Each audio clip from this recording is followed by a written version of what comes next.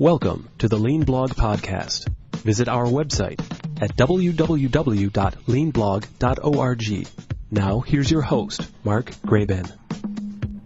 Hi, this is Mark Graban. Welcome to episode 155 of the podcast for August 2nd, 2012. My guest today is Jim Benson. He's the author of the book, Personal Kanban, Mapping Work, Navigating Life. He's the founder of a company with a really great name, Modus Cooperandi. And he's most notably the creator of the personal Kanban approach for managing work. And it's not Kanban as in materials management, if you're thinking just in time and two-bin Kanban systems for factories or hospitals, but really it's a way of visualizing work and setting WIP limits or work in process limits.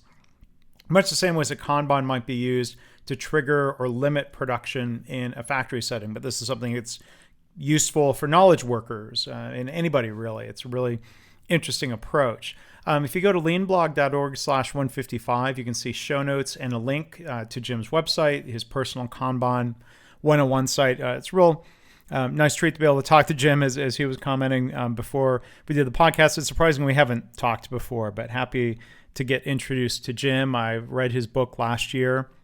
I need to get started with this personal Kanban philosophy. I know a lot of you listening are already using it, and I know a lot of you are fans of this approach. So I hope you like the conversation. I'm going to get my button gear and start visualizing my work and doing my best to limit WIP so I can get more done, or at least be less stressed and enjoy what I'm doing. So thanks again for listening. You can get all past episodes through leanpodcast.org. Well, again, our guest on the podcast is Jim Benson. Thanks for talking to us today, Jim. Thank you. So if you can start off, introduce yourself for the listeners, your professional background, the work that you do. Okay. Well, my professional background was a bit of an odyssey. I started off in psychology, enjoyed it quite a bit, but it didn't quite resonate with what I wanted to do, how close I wanted to be to, I guess, the action, if you will. So I went into urban planning so I could build cities and things like that. Spent about a decade doing huge multi-billion dollar projects, building freeways, light rail systems, massive growth management efforts, and things like that. And as I was doing that in the early 90s, the internet came along, and the internet started to change the way that government had to interact with its data and its information. So I became more and more involved in the information side of governance. And in so doing, I became frustrated with some things about government where it wasn't being very good stewards of its data, and it wasn't very collaborative. So I started a software development company that was just building software for government, custom software, to help them be better stewards of their data and more collaborative. And when I started doing that, I adopted techniques for software development called Agile techniques, which were somewhat lean in focus. And in doing that, I had to actually contract with government agencies to make that work. As we went through those, we became more lean, actually, and less agile. And at one point, we found out about Kanban systems, and most importantly, about the visualization techniques in there and the importance of limiting your work in progress. And introducing that into software had immediate effects. That led to another radical transformation in my career where we wrote a couple books, and the next thing we knew, we were going around and talking about Kanban systems and changing the face of software development that way. And in 2008, opened my current company, which is Modus Cooperandi, and we are just dedicated to knowledge workers and knowledge workers working better through lean and other techniques. Yeah, that's a great company name. I chuckled the Thank first you. time I read that, Modus Cooperandi. And we'll certainly delve more into your books and work around Kanban and personal Kanban. I'm curious to chat a little bit first. May just touch on lean versus agile. I think we've got a lot of listeners who are from outside of software and manufacturing and healthcare. Wonderful. So is agile just a different term for lean? Is it a subset of lean practices? How would you describe the difference or the translation into software, the term? So lean, if you ask anybody what their definition of lean is, you will get a very different answer from the person before. Some people focus on waste, some people focus on the humanity, and so on and so forth. Agile is a little bit better defined, but it's also, there's the state of mind side and the state of process being side. The history of Agile is this. In the previous, we'll call it the before times, but before Agile, there were waterfall systems that were used to develop software. So people would show up and they would say, we think that we want this, and in our completely ignorant state, we have developed a spec, and we want you to adhere to this spec and deliver us some software in 6 months. We'll be back in 6 months. You guys have a good time. And then they would leave. They'd come back and they'd be surprised when what they got wasn't what they wanted, cost twice as much, and actually wasn't complete and was half broken. So Agile came through and said, well, so first it was extreme programming. So a guy named Kent Beck wrote a book called Extreme Programming Explained. And that was kind of what launched the Agile revolution. And Agile was saying a couple of things. One, we don't communicate enough. So we're going to force our clients or our bosses or whomever is providing us this work. We're going to say every 2 weeks, we're going to meet. We're going to have a conversation. We're going to show you working software. We're going to figure out what we're going to do the next 2 weeks. We're going to leave. We're going to do that. And then we're going to come back and we're going to just keep iterating until we're complete. And by doing that, they were limiting their batch sizes and they were keeping the cost of change low. Light years better than the system that came before it. So that was fantastic. So, if anyone who is familiar with lean systems can see some of the lean things that were happening there. The Agile also came with helper apps like retrospectives and daily stand-up meetings, which are like quality circles and, daily stand-up meetings. And so Agile felt that it was lean, but it wasn't quite getting some of the theory. And so Agile didn't do a very good job of actually limiting work in progress. It was limiting batch sizes, which was fine, but it wasn't limiting work in progress. So that's where a lot of Agile's, in my opinion, at any rate, that's where a lot of Agile's failings came from. Yeah, sounds like it was off to a good start in terms of smaller batch, faster cycles of iteration instead of just a big chuck it over the wall batch. Exactly. I mean, there's parallels there to car product development cycles that have gotten more iterative and collaborative over time. Publishing, though, has not really adopted a lot of that model. It's still more it's a waterfall approach to producing books, but that's a different rant for a different podcast, I guess. So bring the topic back to Kanban and personal Kanban. It was interesting to me to see your work, and I'll let you explain what it's about and the origins here. Somebody let me borrow your book on personal Kanban about a year ago. But from my perspective, and I think from the listeners, when I started in manufacturing, Kanban was either a method for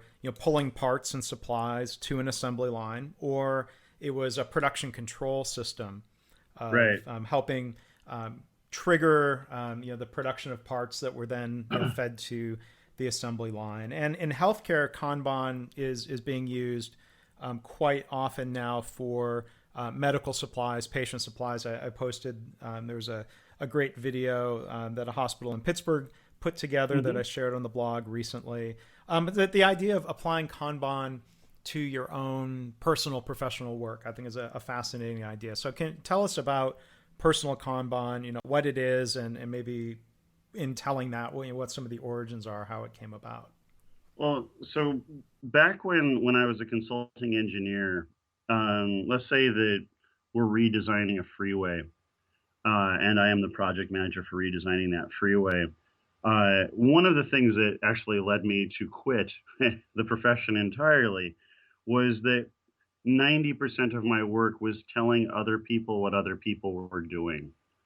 So clients would call up and they'd say, "What's your team doing today?" And I would tell them what everybody's doing today, and that would take maybe an hour and a half. And then I'd hang up the phone, and somebody else would call and ask what we were doing. And then I'd hang up the phone, and someone else would come and call again. And then by that point, half the day had been gone, and I didn't know what anybody was doing right now. So I'd have to get up and walk around the building and ask everybody what they were doing. So no one really knew what was going on. There was this massive game of telephone, which had incredible transaction costs attached to it. And that extended into software. So even when we limited our batch sizes with Agile, people still had to meet every day and tell each other, "This is what I did yesterday. This is what I'm going to do today, and these are some challenges that I'm having." So even though we were able to reduce the transaction costs to that little stand-up meeting, you still had to get together and basically waste your time telling people what everybody should already know. So knowledge work in particular is difficult because we don't have physical artifacts of production. So lawyers, software developers, designers, accountants, most of the people doing most of the work in the American economy today store almost their entire backlog in their heads. And there's too many variables there for you to deal with. So with personal Kanban, what we were hoping to do was two things. One was to visualize that work. So externalize all of that stuff so that you can see it all listed out. You can start to see the relationships. You can understand your prioritization models. You can see risk. You can see flow. You can see bottlenecks. You can understand a variety of things. And the second thing is to actually make an explicit limit on work in progress. So the two rules for personal Kanban are to visualize your work and to limit your work in progress. And then after that, things tend to happen organically. So lean focuses a lot, or American lean focuses a lot on waste reduction. Waste reduction tends to happen naturally when any professional sees that something is wrong and they can't ignore that thing that is wrong. So, you talked a lot about how to give workers agency so that they can act. And what I found is that people usually have agency, they just don't have the information that they need to act. So with personal Kanban, when people list all of the stuff that they're working on and all of the stuff that's in their backlog, whether they're an individual or a team, there are other people that they work with can see that they're working on something at a given time and they can lend assistance when necessary. And it's almost zero transaction cost assistance. You eliminate the need for status meetings. You eliminate the need to come up with long lists of stuff and rewrite your long lists of stuff to do.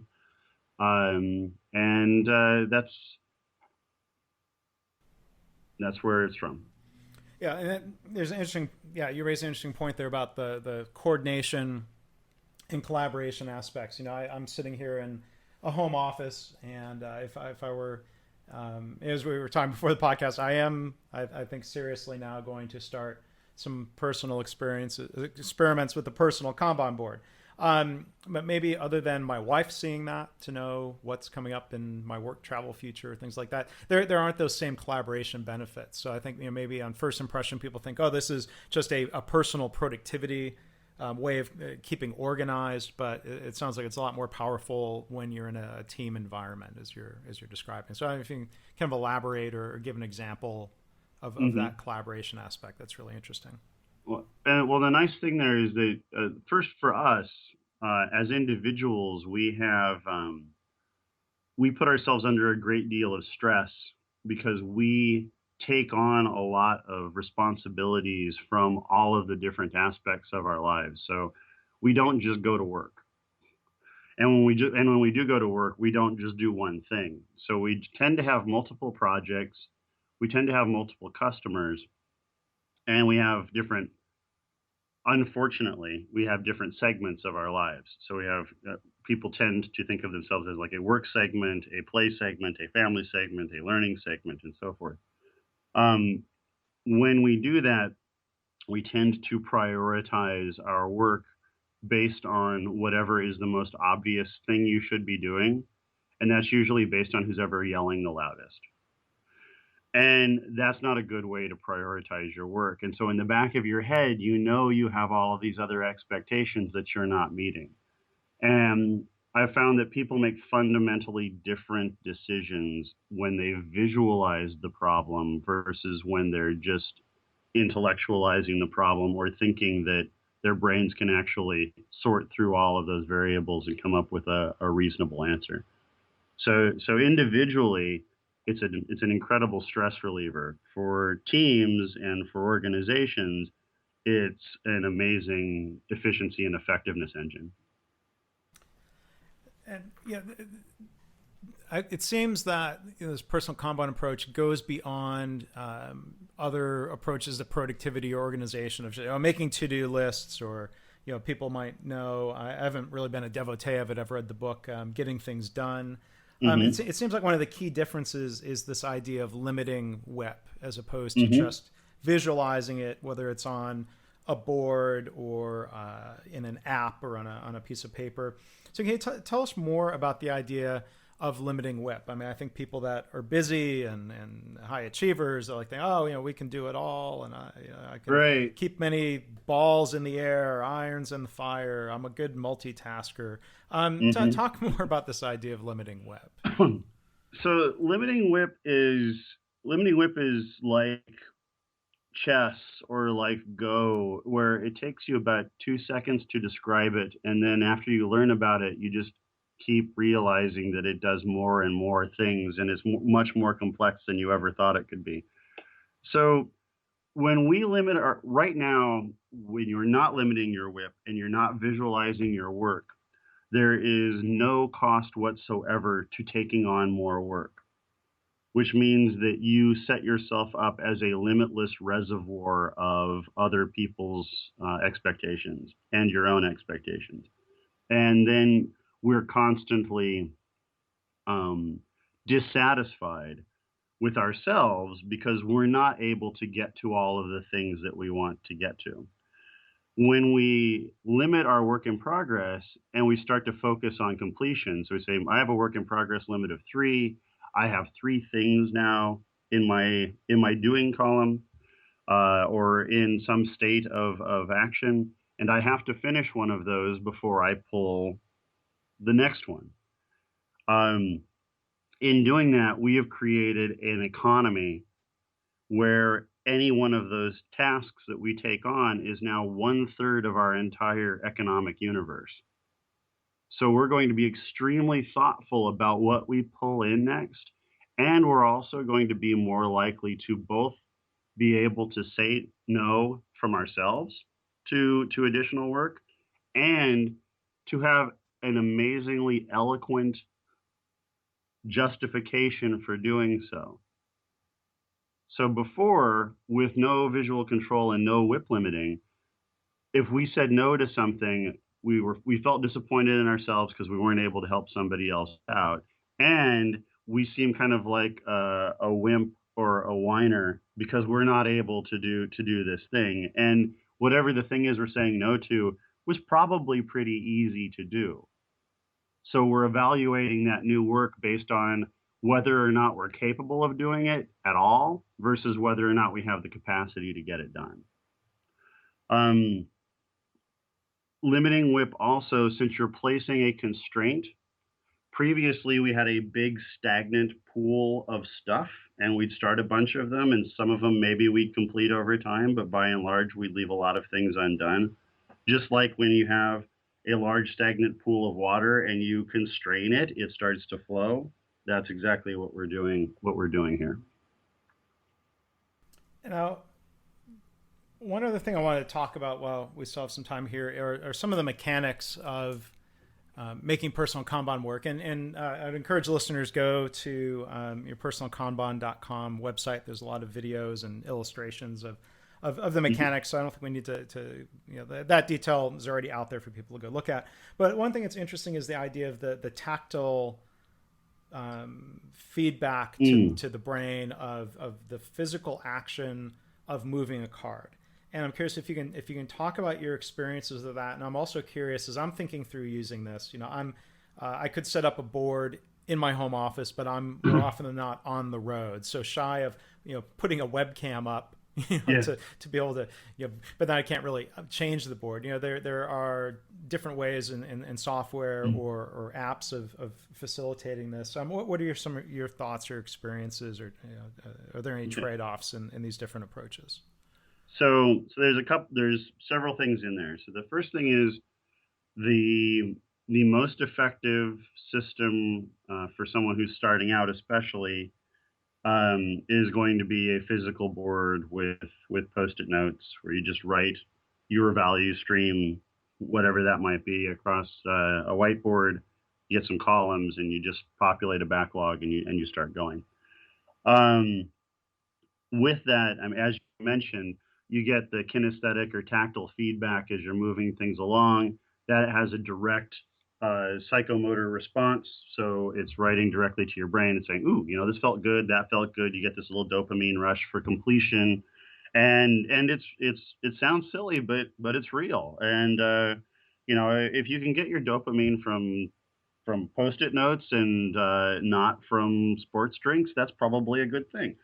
So that's if you can do it. And right now, as I'm sitting here at my desk, I have a personal Kanban that actually is my physical desk. So on the left side of me is my ready, on the base of my laptop is my doing, and my right side is done. And I will do that for quick tactical things throughout the day where I need to keep track of things that I might not actually need to keep for posterity.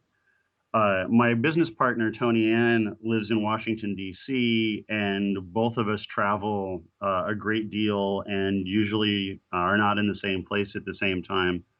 So since coming out with this idea, there are now 26 companies making online personal Kanban tools. And that's just the ones that I've been able to find and count, because people keep saying, "Did you see this?" And I was like, "Oh my, another one, really?"